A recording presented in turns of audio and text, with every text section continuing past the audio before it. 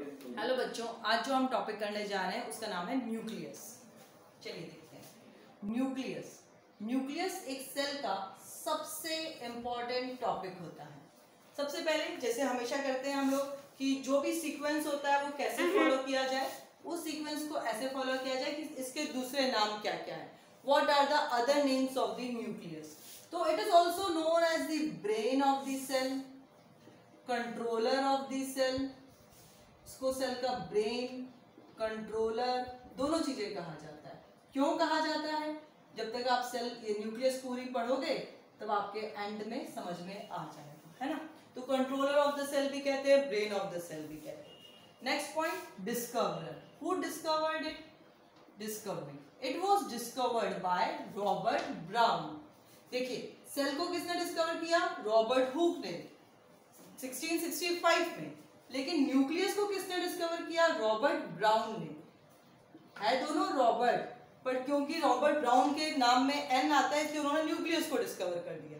A part of joke, but आप इस तरीके से इसको याद रख सकते हो। ओके, तो न्यूक्लियस के एन को क्रॉस अंडरलाइन करिए और रॉबर्ट ब्राउन के एन को अंडरलाइन करिए, आप कभी नहीं भूलेंगे। ईयर 1831, देखिए याद रहता है तो। उसके बाद में जो न्यूक्लियस है उसकी डिस्कवरी हुई रॉबर्ट ब्राउन ने 1831 में किया। अकरेंस कहाँ कहाँ प्रेजेंट रहता है न्यूक्लियस? तो सभी वेल डेवलप्ड जो भी सेल्स होती है, यूकैरियोटिक जो भी सेल होती है, उन सब में न्यूक्लियस प्रेजेंट रहता है। In all eukaryotic cells except RBC, mature RBC. जो ह्यूमन की आरबीसी होती है, मैच्योर आरबीसी, उसके अंदर एक्सेप्ट मैच्योर आरबीसी, उसके अंदर न्यूक्लियस एब्सेंट होती है। मैच्योर आरबीसी में न्यूक्लियस नहीं होती, बाकी सारी यूकैरियोटिक सेल्स के अंदर न्यूक्लियस इज प्रेजेंट। नेक्स्ट देखते हैं हम इसका स्ट्रक्चर। न्यूक्लियस जो है उसके स्ट्रक्चर के अंदर कुछ फॉलोइंग पॉइंट्स आते हैं, कुछ कंपोनेंट्स आते हैं। तो कंपोनेंट्स को करने से पहले छोटा सा डायग्राम बना लूं। ये न्यूक्लियस की मेम्ब्रेन है जो कि डबल लेयर्ड है, और क्योंकि ये डबल लेयर्ड है इसीलिए इसको हम न्यूक्लियर एनवेलप भी कहा जाता है। इसके बीच में कई जगह पे पोर्स प्रेजेंट होते हैं, इनको हम कहते हैं न्यूक्लियर पोर्स।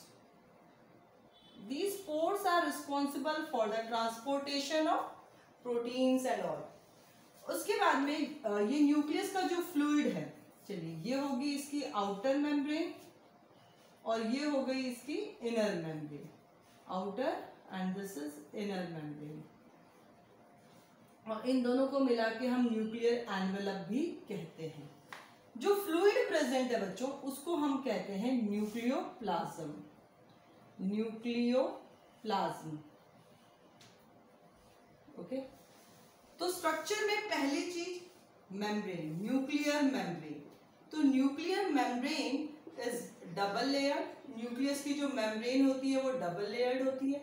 इसका composition is same as that of the plasma membrane. जैसा प्लाज्मा मेम्ब्रेन का कंपोजिशन होता है सेम वैसा ही इसका कंपोजिशन होता है। और क्योंकि ये डबल लेयर्ड है इसलिए इसको एनवेलप भी कहा जाता है, न्यूक्लियर एनवेलप। तीसरी चीज, इसके बीच में बहुत सारे पोर्स प्रेजेंट होते हैं, इन्हें हम न्यूक्लियर पोर्स कहते हैं। And these pores are responsible for the transportation of materials in and out of the nucleus. तो न्यूक्लियर पोर्स जो है मटीरियल्स के ट्रांसपोर्टेशन के लिए रिस्पॉन्सिबल है। तो ये तो हुआ न्यूक्लियर मेम्ब्रेन की बात। दूसरी जो इसके अंदर कंपोनेंट होता है वो होता है nucleoplasm. Nucleoplasm is the fluid present inside the nucleus, nuclear membrane. Nuclear membrane के अंदर जो भी फ्लूइड प्रेजेंट है उस फ्लूइड को हम न्यूक्लियोप्लाज्म बोल रहे हैं। न्यूक्लियोप्लाज्म के अलावा इसमें एक और थर्ड स्ट्रक्चर प्रेजेंट रहती है, उसे हम कहते हैं न्यूक्लियोलस। यहाँ पर एक डार्क स्टेन्ड स्ट्रक्चर होता है जिसके अंदर कोई मेम्ब्रेन नहीं है, which is without membrane. Dark stained structure without membrane, उसे हम न्यूक्लियोलस कहते हैं।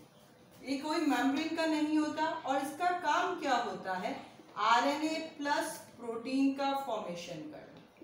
आरएनए और प्रोटीन बनाने का काम न्यूक्लियोलस करता है। उसके अलावा जो चौथा कंपोनेंट है वो है chromatin network. Chromatin network, nucleus के अंदर एक पूरा नेटवर्क होता है क्रोमोसोम्स का, जिसको हम क्रोमैटिन नेटवर्क बोल रहे हैं। ये पूरा एक नेटवर्क होता है, उसे हम क्रोमैटिन नेटवर्क कहते हैं। अभी क्रोमैटिन नेटवर्क पे हम और डिस्कस करते हैं। It is known as chromatin network. Chromatin network जो होता है बच्चों, वो क्रोमोसोम्स के लिए बना हुआ है, वो क्रोमोसोम्स से मिलकर बना होता है। तो chromatin network is made up of chromosomes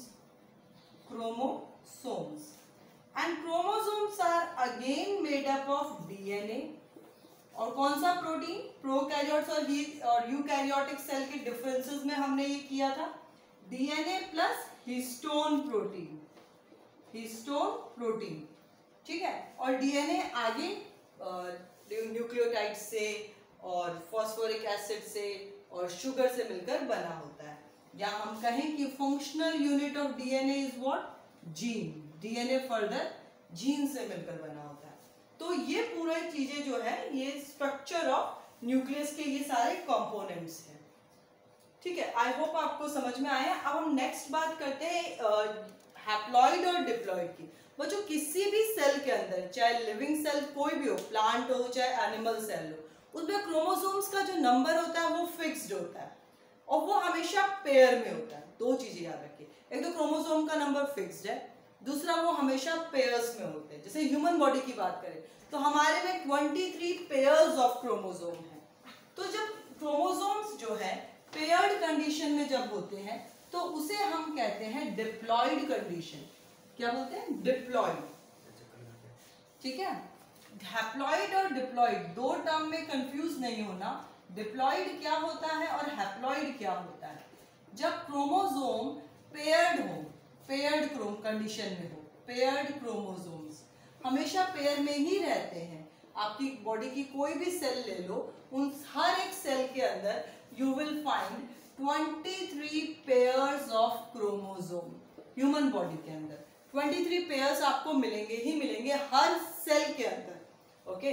तो उसको हम शो करते हैं 2n equals to 23 pairs. 23 pairs या n इक्वल्स टू कितना हो जाएगा, हैप्लॉइड कंडीशन में हम इसको 2n से शुरू करते हैं, 2n से इसको रिप्रेजेंट करते हैं। डिप्लॉइड में, हैप्लॉइड में जब हाफ नंबर ऑफ क्रोमोसोम्स, जब क्रोमोसोम का नंबर आधा रह जाता है during the reproduction, during the reproduction process, जब रिप्रोडक्शन होता है तो सेल के अंदर एक अलग तरह से डिवीजन होता है, उसे हम कहते हैं मियोसिस। उस डिवीजन के दौरान जो रिप्रोडक्टिव सेल्स होती हैं उसमें क्रोमोसोम का नंबर हाफ हो जाता है, उस वक्त हम उसको कहते हैं हैप्लॉइड और इसको डिनोट करते हैं हम सिंगल एन से, स्मॉल एन से, ओके। तो ये डिप्लॉइड मतलब पेयर्ड क्रोमोसोम जो हमारी नॉर्मली हर सेल के अंदर रहते हैं। हैप्लॉइड मतलब half the number of chromosome जो कि रिप्रोडक्टिव सेल्स में या गैमेट्स में, जैसे ह्यूमन की बात करें तो ह्यूमन स्पर्म में और ह्यूमन एग के अंदर जो नंबर ऑफ क्रोमोसोम्स होते हैं वो हाफ होते हैं। चलिए बच्चों, अब बात करते हैं हम फंक्शंस ऑफ न्यूक्लियस के, कि न्यूक्लियस इतना इंपॉर्टेंट ऑर्गेनल है, इतना इंपॉर्टेंट पार्ट है हमारे सेल का, तो उसके फंक्शंस क्या क्या है। न्यूक्लियस का सबसे इंपॉर्टेंट फंक्शन है control, it controls the metabolic activities of the cell. It controls metabolic activity of the cell. चलिए मेटाबॉलिक टर्म का मीनिंग देखते हैं। मेटाबॉलिक एक्टिविटी, मेटाबॉलिज्म जो वर्ड होता है वो दो चीजों से मिलकर बना है, कैटाबॉलिज्म एंड एनाबॉलिज्म। जब कोई चीज हमारी बॉडी के अंदर आती है तो ब्रेक होती है, जैसे डाइजेशन प्रोसेस के दौरान, तो उसकी ब्रेकिंग को हम बोलते हैं कैटाबॉलिज्म। जैसे कार्बोहाइड्रेट्स आपने खाया, वो ग्लूकोज में ब्रेक हुआ, तो फिनोमिना क्या है, कैटाबॉलिज्म है। प्रोटीन जो है अमाइनो एसिड में ब्रेक हुए, तो ये फिनोमिना क्या है, ये कैटाबॉलिज्म है। लेकिन हमें ये भी पता है कि हमारी मसल्स जो बनती है वो प्रोटीन से बनती है। हमारी बॉडी में जो लिवर में डिपॉजिट रहता है, ग्लाइकोजन डिपॉजिट रहता है, तो उसको बनने के लिए भी तो प्रोसेस चाहिए ना, कि भाई प्रोटीन से, अमाइनो एसिड से प्रोटीन वापस बना, तो उसको हम कहते हैं एनाबॉलिज्म, और इन दोनों को मिला के कहा जाता है मेटाबॉलिज्म।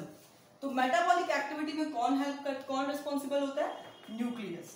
सेकेंड, न्यूक्लियस जो होती है वो रिस्पॉन्सिबल होती है डेवलपमेंट, ग्रोथ, इन सब के लिए, हमारी बॉडी की डेवलपमेंट के लिए, ग्रोथ के लिए, जो भी मैसेजेस दे रहे हैं, और रिप्रोडक्शन के लिए भी।